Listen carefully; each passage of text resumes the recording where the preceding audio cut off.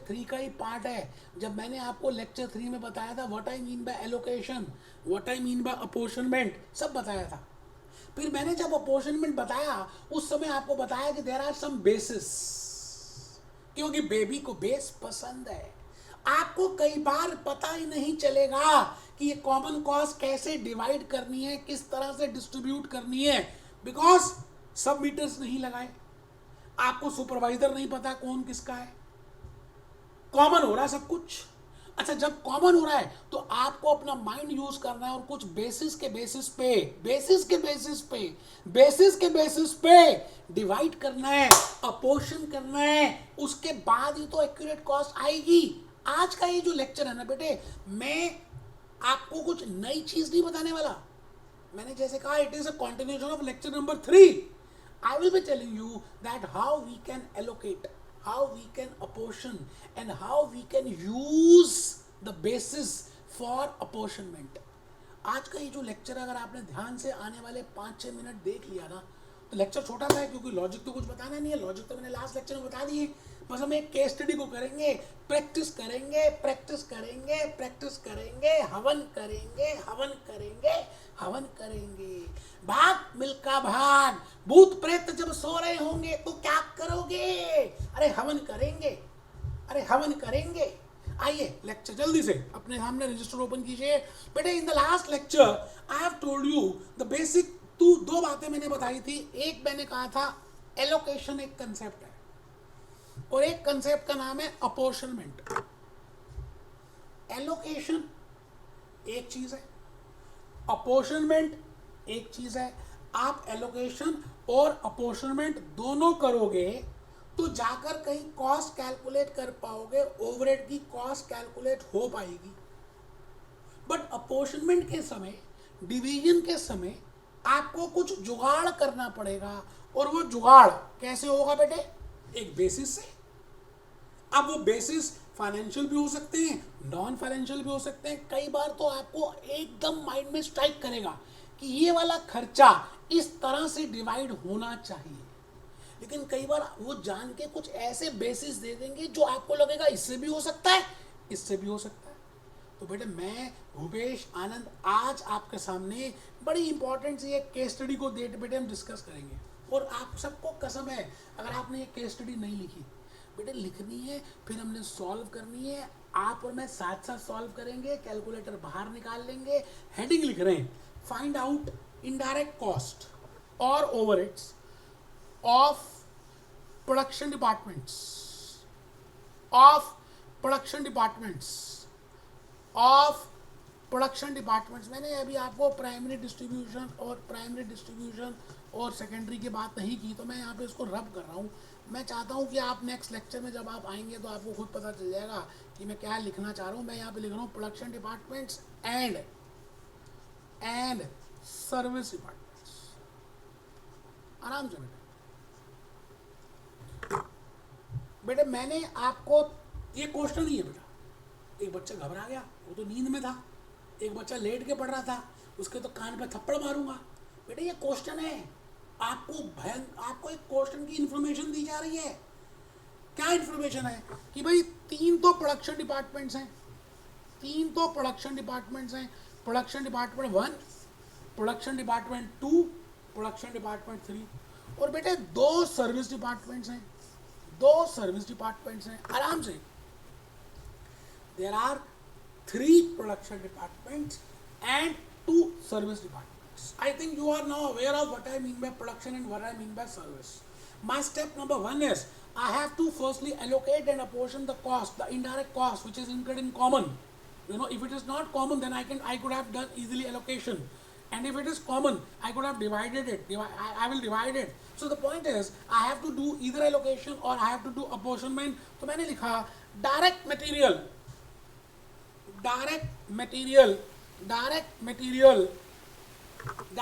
का मतलब आपको पता है, डायरेक्ट कॉस्ट जो फैक्ट्री में तो डायरेक्ट भी होती है और इनडायरेक्ट भी होती है।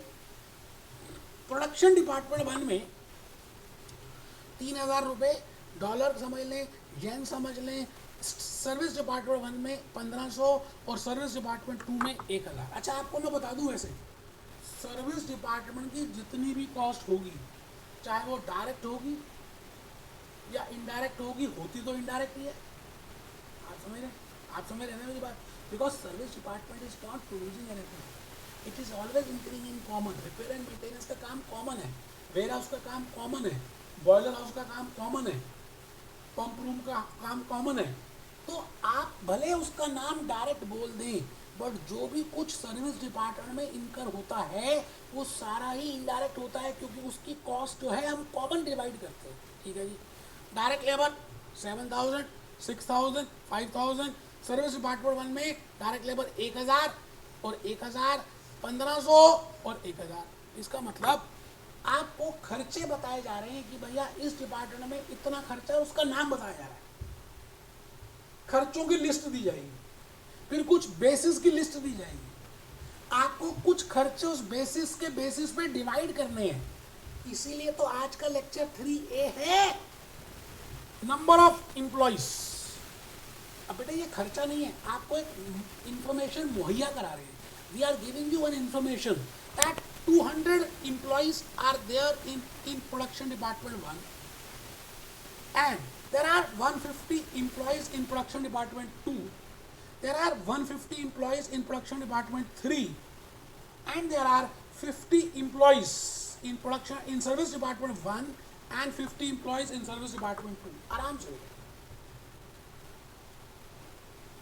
एक बच्चा कहता है इसका बेटा ये बेस है, अभी बड़ी सारी कॉस्ट आपको दी जाएंगी जो कॉमन होंगी, वो आपको डिवाइड करनी पड़ेंगी। ये तो आपने डायरेक्टली एलोकेट कर दिया कि भाई 3,000 का कॉस्ट इसका है, 2,500 का इसका है। जब आपको डायरेक्टली पता है तब तो आप उठाएंगे, उसके सामने पटक देंगे। एलोकेशन इज डायरेक्टली उठाना and पटकना। Apportionment is not directly uthana, because I am not aware that how much is incurred for that, and that has to be divided. For that I have to take care of basis. So it may be used as a basis। number of employees का direct use नहीं है, लेकिन ये कहीं मदद कर सकता है। ठीक है सर। इलेक्ट्रिसिटी किलोवाट आवर्स, अच्छा आपको पता ही है कि पावर की जो बड़ी बड़ी मशीनें होती हैं वो किलोवाट आवर्स पे चलती हैं, तो इलेक्ट्रिसिटी की कॉस्ट दी हुई है किलोवाट आवर्स। लाइट पॉइंट्स, बेटा ये जो पंखे हैं, ये बिजली है, एलईडी लाइट्स हैं, मोबाइल चार्जर्स हैं, जो सॉकेट्स लगी हैं, इसको लाइट पॉइंट्स बोलते हैं। ये जनरली क्या होता है, लाइट पॉइंट्स जो होते हैं बेटे, अब ये बेसिस हो सकता है किसी का, हम देखेंगे। एक्चुअली में खर्चा नहीं है, ये तो खाली आपको खर्चा डिवाइड करने के लिए, मदद के लिए सहायक है। It will be helping you in dividing that cost. Asset values 5 lakhs, 50,000, 30,000। It means in production department 1 we are using a machinery whose value is 50,000 rupees, whose value is 30,000 rupees, because depreciation is always related on asset value। आपको पता ही है कि depreciation जो तोड़ फोड़, wear tear, depreciation, obsolescence, decrease in the value, ये generally asset की value पे डिपेंड करती है। तो क्या पता डेप्रिसिएशन आगे दिया हो, फिर हमें इस वैल्यू को यूज करना पड़ेगा। ठीक है जी। एरिया ऑक्यूपाइड, क्या पता रेंट दिया हो, क्योंकि आप रेंट जो है एरिया ऑक्यूपाइड पे डिवाइड करते हैं। ठीक है, स्क्वायर यार्ड्स में हो सकता है, स्क्वायर फीट्स में होता है, कनाल्स में हो सकता है। हमें घबराना नहीं है यार। एक बच्चा कहता सर ये लिखना था, लिख लो यार। मैं तो कह ही रहा हूँ लिखना, आप लिख लो ना, बड़ा अच्छा लगेगा आपको यार। मैं सारे एग्जाम्पल, सारी बातें एक्सप्लेन, अभी तो क्वेश्चन ही बता रहा हूँ यार, आंसर तो शुरू ही नहीं हुआ। बिकॉज माई ऑब्जेक्टिव इज कि आपको क्लियर कर दूं अपॉर्चमेंट का मतलब है क्या। तो लिखें जी, लिख लें बेटा, लिख लें। प्रोडक्शन डिपार्टमेंट 1 2 3 4 ऐसी लाइंस बनाएं जैसे मैंने बनाई है। पूरे पेज को 5-6 हिस्सों में डिवाइड करें, ऐसे लिखना है बेटे। ठीक है जी। Direct material, direct labour, number of employees, electricity, light points, asset value, area occupied, आराम से। अब देखो उसने अब खर्चे देने शुरू कर दिए। वो अब आपको बताएगा कि ये कॉस्ट हमने कॉमन इनकर की है और ये इनडायरेक्ट कॉस्ट है। अब हमें इसको डिवाइड करना पड़ेगा। अच्छा, डिवाइड करने के लिए, बिकॉज एलोकेट तो हम कर ही नहीं सकते क्योंकि हमें नहीं पता ये प्रोडक्शन डिपार्टमेंट 1 के लिए कितनी है, 2, तो हमें जुगाड़ लगाना पड़ेगा। And for jugaad I have to use the basis. तो मैं यहाँ ऊपर लिख रहा हूँ other expenses are as follows, लिखा हुआ उन्होंने क्वेश्चन में दिया है। स्टोर्स ओवरहेड, बेटा छोटा मोटा जो होता है ना, जैसे मैंने लीवाइस जीन्स में बताया था, धागा थ्रेड यूज करना है ना, लुब्रिकेंट यूज करना। तो store overhead, material, generally material होता है जो स्टोर्स में हम ओवरहेड्स यूज करते हैं। पावर, बेटे अब जनरली इलेक्ट्रिसिटी की पावर की कॉस्ट आ गई 1,500 रुपये। Lightning 200 rupees. लेबर वेलफेयर, बेटा ये लेबर वेलफेयर है। कई बार क्या होता है, हम लेबर्स के लिए चाय मंगाते हैं, समोसा मंगाते हैं, उनको कुछ स्नैक्स देते हैं, है ना, तो लेबर के वेलफेयर के लिए 3,000 रुपये खर्च हुए। अच्छा, डेप्रिसिएशन, आपको मैंने अभी कहा था एसेट की वैल्यू हम यूज जनरली करते हैं डेप्रिसिएशन में, तो कहते हैं जी टोटल डेप्रिसिएशन का खर्चा 6,000 रुपये का, टोटल रिपेयर एंड मेंटेनेंस का खर्चा 1,200 रुपये का है, टोटल जनरल ओवर्स का खर्चा 10,000 रुपये का है, टोटल रेंट एंड टैक्सेस 600 रुपये का है। आई थिंक आप लिख रहे हैं मेरे को, मुझे खुशी मिलेगी यार, मुझे खुशी दो, मुझे खून दो, कमर सीधी करके बैठो। Other expenses are as follows: stores overhead, power, lightning, labour welfare, depreciation, repair and maintenance, general overheads, rent and taxes. आपको ये खर्चे दिए हुए हैं, आप बताओ सारे के सारे खर्चे, आपने इनका नाम सुना हुआ है ना? All are indirect because they are not incurred for a particular cost center or for a particular product. They are incurred in common for all the 5 departments. There are 3 production departments and 2 service departments. ये पांचों के लिए हुए हैं, इसलिए आपको ध्यान से इनको डिवाइड करना है। ठीक है सर, ओके। अच्छा, आप लास्ट में कह रहा है जब आप सारा कुछ कर लोगे तो रिपेयर मेंटेनेंस का जो सर्विस डिपार्टमेंट है उसका खर्चा आप प्रोडक्शन डिपार्टमेंट में 4:3:3 की रेशियो में बांट देना। ठीक है सर। और वेयर हाउस का खर्चा 7:6:5 की रेशियो में बांट देना। ठीक है सर, बांट देंगे। बेटा मेरी मानो ना, तो अभी आप लिखना कुछ मत, पहले मेरी बात को ध्यान से सुनना। आपको पहले ऐसे कॉलम्स बना लेने हैं। प्रोडक्शन डिपार्टमेंट 1, अच्छा पहला कॉलम बनाएंगे पर्टिकुलर्स का, ठीक है जी। दूसरा बनाएंगे बेसिस का, फिर बनाएंगे प्रोडक्शन डिपार्टमेंट 1 का। बट बड़ा सीरियसली होकर आने वाले 3-4 मिनट भी आपने ध्यान दे दिया ना, तो you will be getting the logics that what is the meaning of apportionment, how we can use the basis, how financial information can be a basis, how non financial information can be a basis, how we have to define it. तो please prepare this table. मैंने कहा पहला हो गया जी particulars का, दूसरा हो गया बेसिस का, फिर प्रोडक्शन डिपार्टमेंट 1 का, प्रोडक्शन डिपार्टमेंट 2 का, प्रोडक्शन डिपार्टमेंट 3 का, रिपेयर एंड मेंटेनेंस का, और वेयर हाउस का।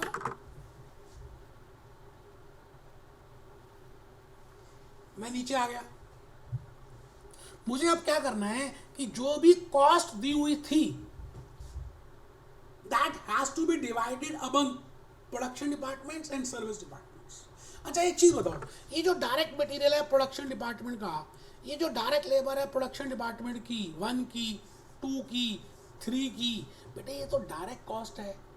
क्वेश्चन कह रहा है पहले ओवरहेड्स निकालो बेटे। Direct cost of the production department, no doubt we can directly allocate it while calculating the cost, because in the question I am given with that I have to calculate the indirect cost. So firstly I am putting my emphasis on the indirect cost. मैं सबसे पहले indirect cost पे ध्यान दे रहा हूँ। मैं भूपेश आनंद आज आपके सामने ये कहना चाहता हूँ कि मैं इनडायरेक्ट कॉस्ट पे आपको क्या बताना चाहता हूँ कि भाई मटेरियल जो इनकर हुआ, जो मटेरियल आपने किया किसमें, सर्विस डिपार्टमेंट 1 में और सर्विस डिपार्टमेंट 2 में।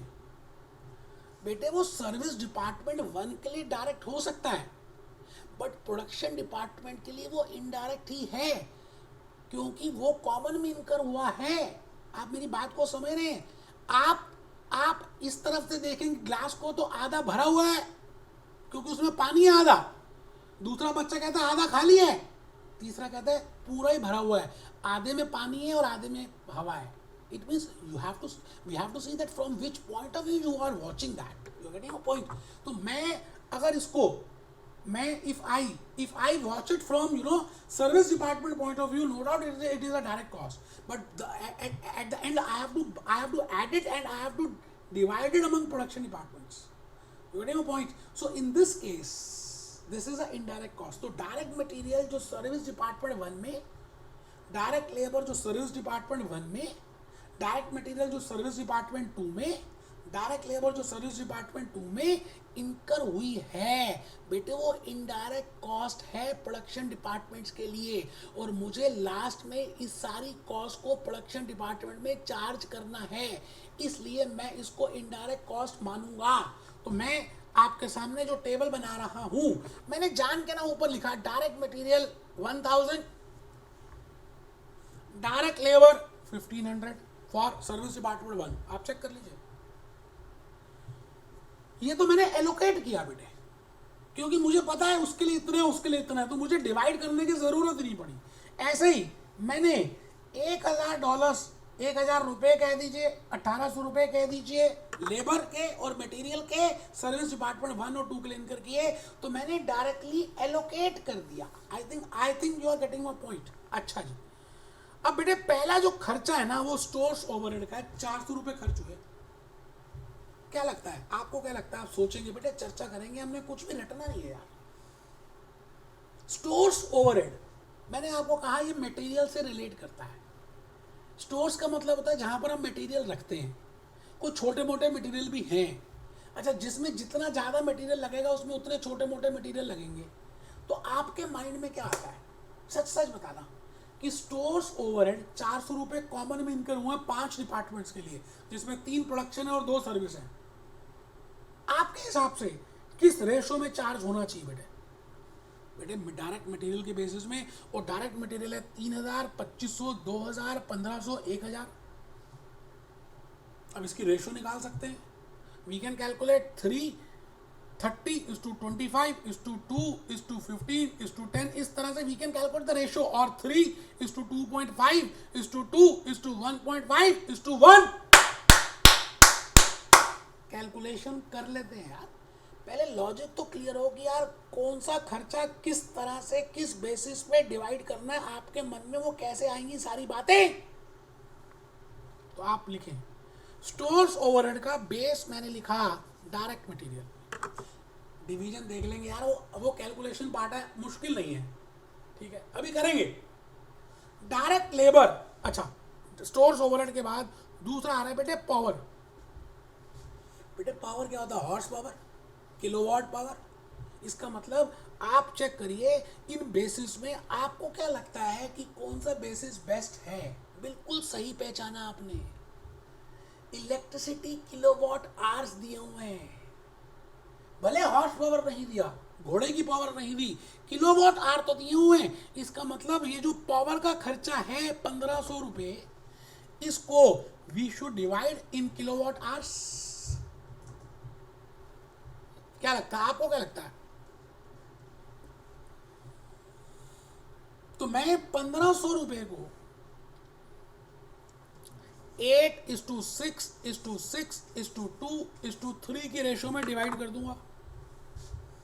बेटे वो तो कैलकुलेटर है, आराम से हम कर सकते हैं, अभी आएंगे, अभी पहले समझने का काम कर रहे हैं ना, है ना, ठीक है जी। अगला खर्चा है, देखो जी मैंने स्टोर्स ओवरहेड्स बता दिए, पावर बता दी, नेक्स्ट खर्चा है लाइटनिंग, मतलब जनरल लाइटनिंग कितनी हुई। अच्छा, जितने ज़्यादा पॉइंट्स होंगे, जितनी ज़्यादा एलईडी लाइट्स होंगी, जितने ज़्यादा पंखे होंगे, जितने ज़्यादा एयर कंडीशनर्स लगे होंगे, उतनी ज़्यादा लाइटनिंग होगी। क्या लगता है आपको, क्या लगता है कि ये जो आपको डिफरेंट पॉइंट्स बेसिस दिए हैं, क्या लगता है नंबर ऑफ एम्प्लॉयज़ पर रिलेट करती है लाइटनिंग? क्या इलेक्ट्रिसिटी किलोवाट आवर्स पे लगती है लाइटनिंग? क्या डायरेक्ट मटेरियल पे लगती है? क्या डायरेक्ट लेबर पे लगती है? या लाइट पॉइंट्स पे लगती है? कितनी सिंपल सी बात है यार, ये तो तीसरी क्लास के बच्चे से पूछो ना, उसको कोई जी टोटल लाइटनिंग का खर्चा इतना है, वो कहेगा लाइट के पॉइंट्स कितने कितने। तो बेटे लाइट के पॉइंट्स इतने, तो 10:15:15:5:5 की बेसिस पे हम डिवाइड कर देंगे आराम से नंबर ऑफ लाइट पॉइंट्स। मैंने कहा ना मुश्किल कुछ है ही नहीं, आपके मन का वहम, बस आप एक्चुअली में एक्शंस नहीं लेते ना, जब आप एक्शंस लोगे तभी काम चलेगा, ठीक है जी। लेबर वेलफेयर, अच्छा लेबर वेलफेयर का मतलब मैंने बताया, लेबरर्स को हमने चाय पिलाई, पानी पिलाया, तंबाकू खिलाया, है ना, बीड़ी सिगरेट पिलाई, मजाक कर रहा हूँ। वेलफेयर का मतलब होता है उनके लिए कुछ करना, है ना। अच्छा, जितने लेबरर्स होंगे उसी के ऊपर होगा, जितने ज़्यादा लेबर्स होंगे मेरा वेलफेयर ज़्यादा लगेगा। सोचिए आप दिमाग में क्या आपके माइंड में आ रहा है, क्योंकि ऐसा भी हो सकता है कि they can give you any other new type of cost, then you have to find out that how to relate it with the basis. उसका सीधा सीधा संबंध किसके साथ है? प्यार मोहब्बत। बेटे तू मेरा मैं तेरी, आपको कैलकुलेट करना है ना, आपको बताया जाएगा। कैटरीना कैफ, रणबीर के साथ नहीं मिलाना उसको बेटे, आलिया भट्ट को रणबीर के साथ मिला देना, आप मेरी बात समझ रहे हैं? तो you have to find out the relationship. आपको क्या लगता है बेटा लेबर वेलफेयर किससे रिलेट करता होगा? मैं क्या बताऊं बेटे, आप ही बताओ। नंबर ऑफ एम्प्लॉयज के साथ। भाई जितने एम्प्लॉयज ज्यादा होंगे मेरा उतना वो ज्यादा चाय पिएंगे और मेरा उतना खर्चा आएगा। तो मैं लेबर वेलफेयर को नंबर ऑफ एम्प्लॉयज के साथ रिलेट कर रहा हूं। मैं रुक गया हूं, एक बच्चा ना वॉशरूम गया इसलिए रुक गया, दूसरा लेट के पढ़ रहा है, तीसरे को थप्पड़ मार रहा है, कमर सीधी करके बैठो। फोर्थ एक्सपेंस है डेप्रिसिएशन। डेप्रिसिएशन बेटे मैं क्या बताऊं, डेप्रिसिएशन के ऊपर बोलना शुरू कर दिया तो मेरे को कोई रोक ही नहीं पाया। बेटे डेप्रिसिएशन पे तो पीएचडी की हुई है मैंने। अच्छा, डेप्रिसिएशन का मोहब्बत की रिलेशनशिप आप बताइए, यहां पर जो चीजें दी हुई हैं इसमें किसके साथ लगता है जी डेप्रिसिएशन की रिलेशनशिप है? मोहब्बतें, ढाई अक्षर प्यार के बेटे एसेट वैल्यू के साथ है। डेप्रिसिएशन का आंख मटक्का, डेप्रिसिएशन का आंख मटक्का, first sight first love is with the asset value. More the value of the asset, more will be the depreciation. Whether I am calculating as per straight line or whether I am calculating as per written down value, it hardly matters. तो बेटे आप ये बताओ, इस यहाँ पर क्या मुझे एसेट वैल्यू लिखना चाहिए? बिल्कुल लिखना चाहिए, एसेट की वैल्यू के साथ। अच्छा, जितना अच्छा मोबाइल आप लेते हो उसको थोड़ा सा भी ठीक करा तो उसका स्क्रीन गार्ड टूट गया, उसका कुछ बैटरी का इनसेक्ट वो जॉइंट टूट गया, बेटे उतना ज़्यादा खर्चा आप आईफोन के रिपेयर एंड मेंटेनेंस करा के तो देखो, और आपकी वारंटी चली गई हो, खत्म हो गई हो, मतलब वारंटी गारंटी सब खत्म हो गई, आपको अपनी जेब से खर्च कराना पड़ेगा। एक छोटा सा पार्ट इतना महंगा आता है। अच्छा, और टूटा जो नॉर्मल मोबाइल आप लो है ना, वीवो के, एमआई के, Xiaomi के, वो बेटे रफ एंड टफ होते हैं, उसमें इतना खर्चा नहीं आता क्योंकि वो कॉस्टली नहीं होते। इसका मतलब repair and maintenance of machinery भी डायरेक्टली एसेट की वैल्यू के साथ रिलेट करती होगी। सर आप बिल्कुल ठीक कह रहे हैं, आप लिख लो ना एसेट वैल्यू। बहुत बढ़िया बेटे, बहुत ही बढ़िया। मैं भूपेश आनंद इस समय आपको आज ये बताने जा रहा हूं कि if you are given with different types of common cost then you have to apportion it on the basis of appropriate basis, and that basis can be easily calculated by your mind, logical mind. Last आ गया जी, second last है general overheads.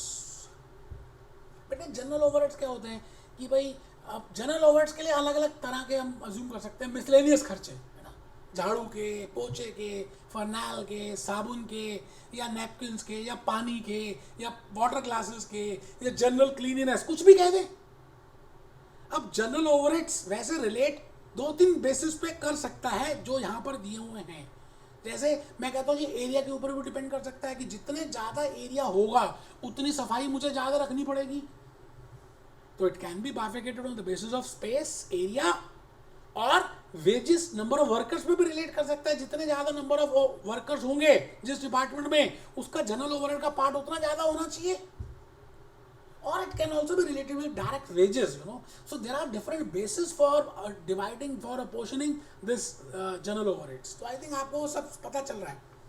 Rent and taxes, बेटे आपको पता है rent किस लिए देते हैं? हम जगह पे देते हैं, उस पे स्पेस के ऊपर देते हैं, और यहाँ पे स्पेस आपको दिया हुआ है एरिया ऑक्यूपाइड स्क्वायर यार्ड्स में। इसका मतलब रेंट को हम 8:6:6:2:2 की रेशो में डिवाइड कर देंगे। आज का लेक्चर मैंने खाली आपको केस स्टडी करानी थी कि भाई अपॉर्शनमेंट कैसे किया जाता है, बस। ठीक है जी, आइए बेटे, ये बस सारी बातें मैंने आपके सामने लिख दी। सबसे पहले मैंने इसमें जब डिस्ट्रीब्यूट करने लगा तो मैंने डायरेक्ट मटेरियल इसका नहीं लिखा, इसका नहीं लिखा, इसका नहीं लिखा, डायरेक्ट लेबर PD1 की नहीं लिखी, 2 की भी नहीं लिखी, 3 की भी नहीं लिखी, क्योंकि मैं अभी ओवरहेड्स की डिस्ट्रीब्यूशन कर रहा हूँ। Direct material incurred in the production department is a direct cost. While calculating total cost, I will take into account. But here I am only doing overheads. So overheads का मतलब होता है जो indirect cost है, yes, the direct cost incurred in the service department is indirect for production. तो मैंने direct material, direct labour, direct material, direct labour service department की तो ली। अच्छा जी, नेक्स्ट दिया था स्टोर्स ओवरहेड। मैंने यहाँ पे बेसिस लिखा कि मैंने उसको डायरेक्ट मटेरियल में डिवाइड किया है। बेटे अब ये कैलकुलेशन पार्ट आप कर सकते हैं, मैं रुका हुआ हूँ, आपके सामने कैलकुलेटर है। मैंने वैसे अपने कैलकुलेटर से कैलकुलेट करके यहाँ पे लिखा कि भाई टोटल ओवरहेड्स का खर्चा 400 का है, तो 120 यहाँ आने चाहिए, 100 यहाँ पे आने चाहिए, 80 यहाँ आने चाहिए, 60 यहाँ आने चाहिए, 40 यहाँ आने चाहिए, और यहाँ पर लिख दिया मैंने बेसिस, डायरेक्ट मटेरियल का बेसिस है बेटा। इसी तरह से मोटिव पावर किलोवाट पावर लिखा, लाइट पॉइंट्स लिखे, labour welfare number of employees लिखा, डेप्रिसिएशन एसेट वैल्यू लिखा, repair and maintenance asset value लिखा, जनरल ओवरहेड्स डायरेक्ट वेजेस लिखे, rent and taxes square yards लिखे। आप कुछ और भी लिख सकते हैं, कुछ ऐसा मुश्किल की बात है नहीं। आई थिंक आपको लॉजिकली बात समझ आ रही है बेटे। बाकी तो डिवीजन है यार, कैलकुलेशन का पार्ट है, 3rd क्लास का बच्चा कर लेगा। मोटी मोटी बात मैंने आपको लॉजिकली समझाने की कोशिश की, that how I do apportionment. तो मैं इस तरह से सारे खर्चों को अपोर्शन कर लूंगा। इसका मतलब मैंने यहां तक क्या किया, मैंने यहां तक प्राइमरी डिस्ट्रीब्यूशन किया। मैंने I did primary. What I mean by primary, when I do allocation and apportionment first time. वैसे प्राइमरी डिस्ट्रीब्यूशन और सेकेंडरी में लेक्चर 4 में बताऊंगा, बट मैं आपको ये कह रहा हूं कि जब मैंने ओवरहेड्स पहली बार प्रोडक्शन में और सर्विस में डाले, उसको हम बोलते हैं प्राइमरी डिस्ट्रीब्यूशन। अच्छा, लास्ट में क्योंकि इनके माई बाप कोई है ही नहीं, सर किसका माई बाप नहीं है बेटे, service department, repair and maintenance का और वेयर हाउस का माता पिता नहीं है। तुम्हें माता च पिता तुम्हें बंधु च सखा तुम कोई नहीं हो यार, तुम ही तो सब कुछ हो मेरे। रिपेयर मेंटेनेंस वाले कह रहे हैं हमारा तो कोई प्रोडक्शन नहीं है, हम कहाँ जाएंगे, हम जो कॉस्ट इनकर कर दी कौन लेगा। उधर से आवाज आई प्रोडक्शन डिपार्टमेंट 1 की, प्रोडक्शन डिपार्टमेंट 2 की, प्रोडक्शन डिपार्टमेंट 3 की, ए कहाँ जा रहे हो, इधर आओ इधर आओ इधर आओ। तो बेटे सर्विस डिपार्टमेंट 1 और सर्विस डिपार्टमेंट 2 की जो खर्चे हैं वो किसमें बटेंगे, किसमें एब्जॉर्ब होंगे, किसमें चार्ज होंगे, किसमें डलने चाहिए। प्रोडक्शन डिपार्टमेंट 1 में, 2 में और 3 में। चांस की बात है कि आपको ये रेशो दी हुई है। वैसे आने वाले लेक्चर्स में मैं आपको बताऊंगा कि रेशो निकालने के अलग अलग तरीके हैं, तो अभी उस डिटेल में नहीं जा रहे। अज्यूम कर रहे हैं the repair and maintenance cost is to be divided in the ratio of 4:3:3। It means the amount of 4,100 I have to divide in the ratio of 4:3:3 in production department 1, in production department 2, in production department 3. Similarly, the warehouse department cost, the second service department 2 cost has given services to the production departments in the ratio of 7:6:5. So I will divide 3640 3,640 रुपए को मैं 7:6:5 की ratio में divide कर दूंगा। मेरी बात आप समझ रहे हैं। इसके बाद मैं क्या करूंगा, 8,340 प्लस 1,640 प्लस 1,461 इन तीनों को ऐड कर दूं तो बेटे ये आ जाएगा 11,396, 11,396. Let it be rupees, let it be dollars, let it be yen, let it be anything, Similarly, if I add 6,220, ये कैसे आया। एक बच्चा कह रहा है यार आप कैसी बातें कर रहे हो, पहले आप इन सबको ऐड करो ना, इनको ऐड करो ना, इन सभी को ऐड करोगे ना, इनको ऐड करो ना, इनको ऐड करो, जो आपने बाइफरकेट कर दी। ये जब आप ऐड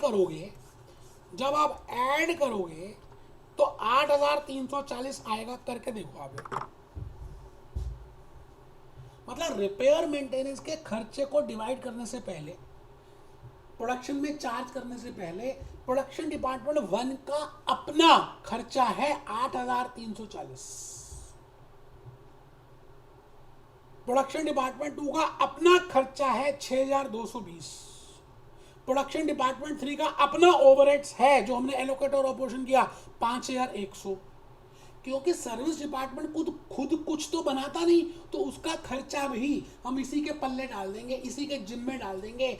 चांस की बात है, वो रेशियो दी हुई है 4:3:3 एंड 7:6:5, तो वो मैंने डिवाइड कर दिया और इस तरह से आ गया। ये बेटे मेरे पास टोटल खर्चे आ गए प्राइमरी डिपार्टमेंट के, प्रोडक्शन डिपार्टमेंट 2 के और प्रोडक्शन डिपार्टमेंट 3 के।